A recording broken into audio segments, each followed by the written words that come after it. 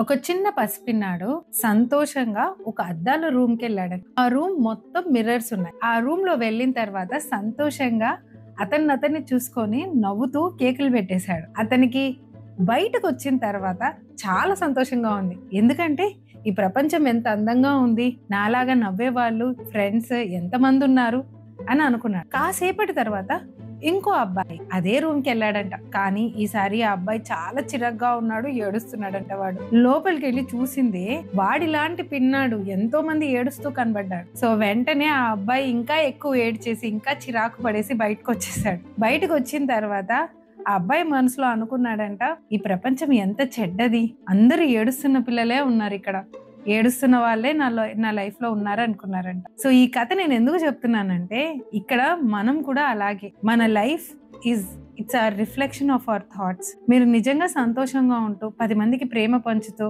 హ్యాపీగా ఉన్నారనుకోండి, మీ చుట్టూతో అలాంటి ఎన్విరాన్మెంటే ఉంటుంది.